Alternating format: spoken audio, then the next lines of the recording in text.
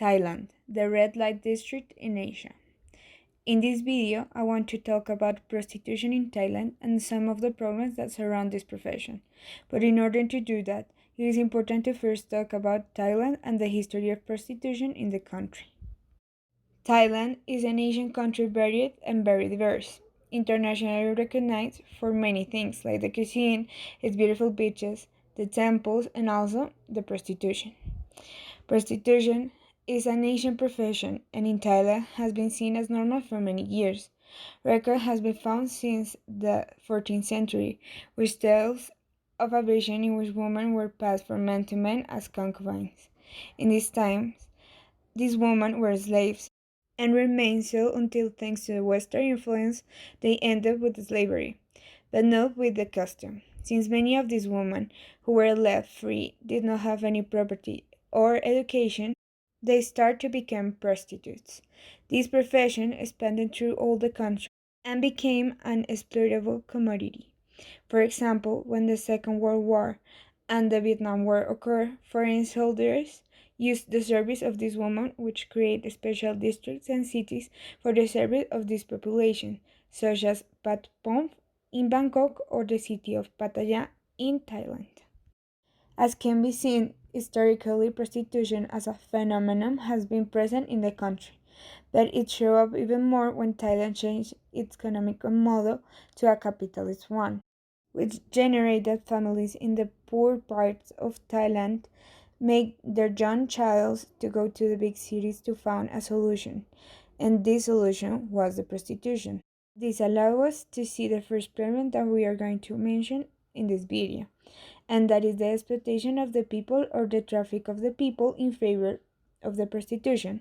As Laura Bettel, who is an international consultant of women and children issues, mentions, trafficking is simply an exploitation of vulnerability. That is to say, that in a country like Thailand, they take advantage of the vulnerability and the need of the low income families and the need of women or young people to provide to their families, and they are led to the only profession that is going to be able to provide higher incomes in a fast way. This denotes a social problem, since it shows that this trafficking or exploitation does not occur in a violent way directly. They have not been abducted or kidnapped, but it occurs because of the social context that force individuals to follow this path. I quote, "The social conditions had virtually removed personal choice from the equation." This is a quote from a nefarious documentary made of human trafficking.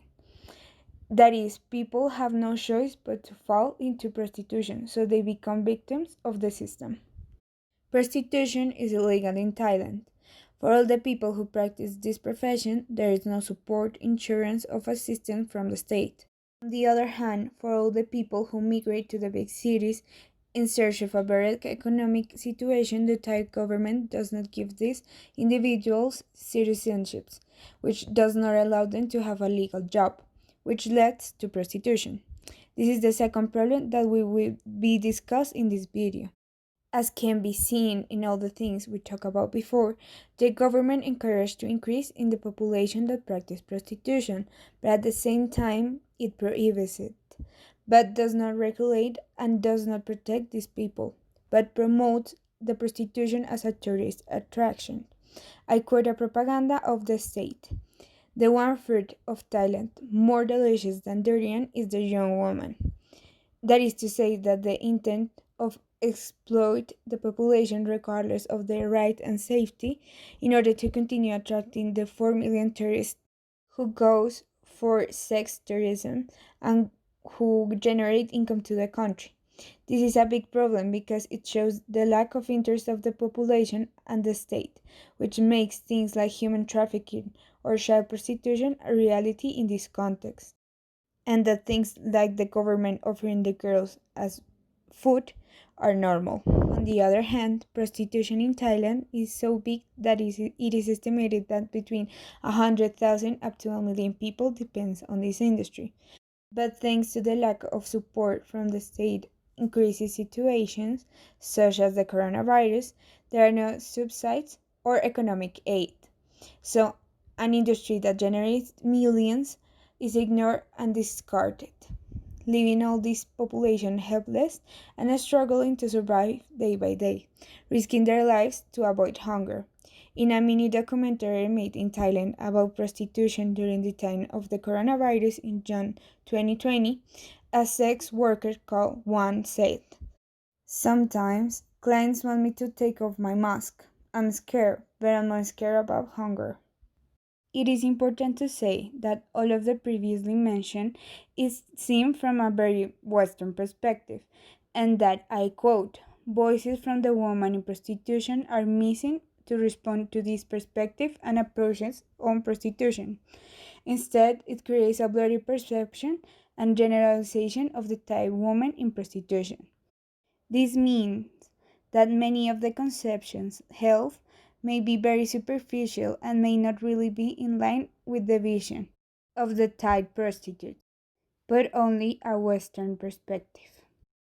All of this allow us to say that although Thailand is known as the red light district in Asia, and by this I mean that is one of the largest epicenters of prostitution in Asia, for sex workers is a profession that comes from a social repression but is still punished by the society.